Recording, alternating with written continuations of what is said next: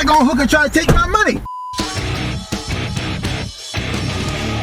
Hey yo, welcome back to the BST 4-channel Wingnuts. What's going on? What has happened? Don't mind what I just said. Anyway, let's get down to the video. With my man Chuck from Panzer Plat Form, he came up with a great collaboration video for all the Crown Vic owners out there. Now, his subscriber came up with a great thing. He asked him a question. What is the difference between drive-by-wire and cable? What's the pros and cons? I'm more of a con type of guy, all right? You guys can all tell that. But the pro about it is that drive-by-wire situation, the best part about it to me is that when you're dealing with traction control, when you are in deep snow and you throttle down, it's only going to give a certain amount of gas.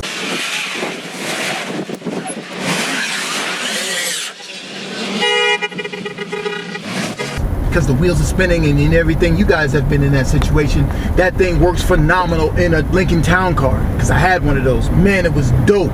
I didn't even need four-wheel drive. That thing was just awesome. If you want to do some performance stuff like a cold air intake, which I call it a hot air intake, man, your Crown Victoria is just not going to react to it well. It may react well on other cars, but we're just talking about our cars that we own, like this 2008 drive-by-wire situation. How do you rev it? You know what I mean? It's not the best deal. Now, it's a slight delay in the throttle, but it does go. Don't get it messed up. It does go, but it's a slight delay. Versus the cable. Once you just tighten that cable up just right, and you stick down to it, boom! It'll just go. You know what I mean? I prefer the cable versus the drive-by-wire situation. So I'm not really kind of hitting the mark on this whole drive-by-wire system, so I'll have to go in a little bit more deeper. This system was first introduced in 1988 in a BMW E32 7 Series. BMW referred this system as the EML. EML stands for Electric Throttle Control System in Germany. Eventually, the system slowly fizzled down to more brands and more cars. The 2006 Yamaha YZF R6 was the first motorcycle to pioneer the ride-by-wire system. Drive-by-wire for cars, ride-by-wire for motorcycles. Drive-by-wire or throttle-by-wire eliminates the use of the cable for controlling the throttle body. The accelerator pedal is connected to the potentiometer. The various positions of the pedal act as the potentiometer inputs. These inputs are received by the ECU. Based on the input, the ECU is programmed to run an actuator, a body which moves under the influence of an external element, most probably an electronic unit. The actuator in turn opens the throttle valve or butterfly valve to the specific amount. The actuating process is carried out by a servo motor. The inputs of the DC servo motor come in different duty cycles. Duty cycles refer to an amount of time the servo needs to be run, or to be simple, less the running time or duty cycle, less the valve opening, and vice versa. Like I said, the pros with the drive-by-wire is it's cool, it's dope. You can get it tuned properly through the ECU to make it really touchy. Deep down, I just don't like it. If you're a guy who just regularly drives your car, you're not going to feel the difference between the two. I like the cable one because you can go underneath your car and actually rev it. My man Daniel has I don't know, I think it's a 08, and he's hearing a knock beneath the engine, right? He got to call his homeboy up to come over and actually rev his engine while he's underneath the hood trying to listen. Now see, I don't like that. I like to be able to rev my engine underneath the hood. Versus this car that you just sit there with your hands in your pocket like, okay, how can I hear the noise? You got to come inside your car and actually rev it to hear the noise. So, for me, it all depends on what you want to do with your car or what it's all about. If you guys is just traveling and just going to work and you're not really putting no performance and none of that bull crap on it, keep each one of those items stock as possible. If this video really didn't help you too much, man, I really do understand, because in this video I'm very indecisive. I really didn't give a cohesive pros and cons to this whole situation, man, but I really wanted to tell you guys, if you drive your Crown Victoria, just, you know, going on the countryside and just chilling and just, you know, just really rocking and just rolling with your car, man, it really don't matter either one of these situations here. Me, I'm more partial to the the cable because of the simplicity of it. You know what I mean? I just like it better. I'm old school by heart. I like to go underneath the hood and go boom, boom, boom, boom, boom. You know, that's kind of stupid, but that's what I like.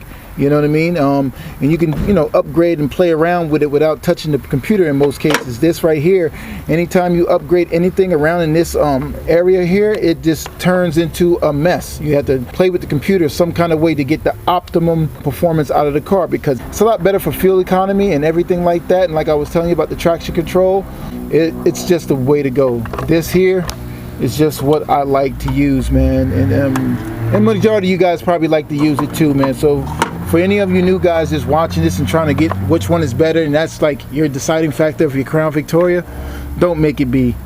You know what I mean? Just buy the Crown Vic, man, and just chill. But if you're swapping engines and stuff like this, and you got a drive-by-wire situation, you got the coil, the throttle pack or whatever the heck they call it, this is the way to go. This could be a headache because now you got to find a cable to run it, and that's what I'm dealing with this situation here. I'm still working on it. Finally got it, starting ready to install it, right? But now it's dark out. I didn't anticipate that to happen so quickly. You know what I mean? I didn't move this car yet, and I didn't move that car yet either, so I'm really lost on what to do, and I'm just like, man, what is going on, bro? You know what I mean? Now it's just getting dark out. You know what I mean? And I see those two bolts there. I got to get it from inside there. You know what I mean? And that one goes in the front this way. You know what I mean? I'm kind of bitching. You know what I mean? I want it the way I want it, but I just need another hand. I'll probably see if someone can help me. If nobody can help me, I got to wait for another day, man. That's really it, man. So I want to thank you guys for watching this episode of Build Something TV, man. Hope you guys were enlightened. Sorry, Chuck, for the delay. Collaboration video, man. That was my fault again. I thank you so much, man, and I thank all you guys out there for just staying with me through this ordeal of bikes and cars and bikes. I'm even doing the ZX7 now, that the one I took out of the woods. Yeah, starting to touch down on it. And that'll be dope, man. You know what I mean? Leave me some brain cells to go ahead and figure out some other stuff, man. So that's what I'm gonna do. You know what I mean? It's not like I'm opting out of trying to be to participate in the build. I'm just like, okay, you want to do that? Cool. You want to do that? Cool. Cool. I'll just build it. And we'll see you guys in the next one, man. All right, on the last video, man, you guys who really watch the channel, you kind of get the gist of, what's going on here. I had a situation where these lights here blink on left and right.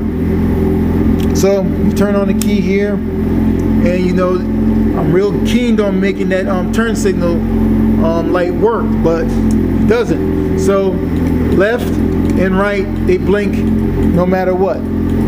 Left, right, they both blink simultaneously.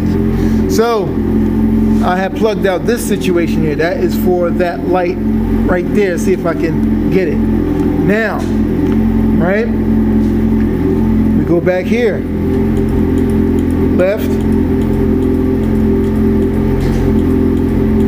right, left, right, left, which is crazy.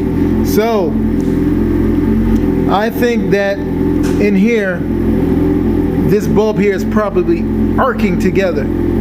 There's it's the orange and blue wire right there. Those wires go together and make power to make this blink, or some kind of weird way. You know what I mean? So that situation is a problem. It's in here. That's the problem. Took me days to figure it out. You know what I mean? On the videos it looked like 2 days or something like that, but it took me days because I was so keen on making that light work.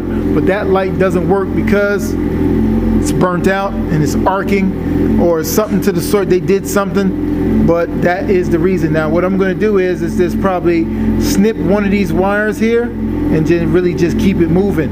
And then, you can have front and rear lights because even the front's working now.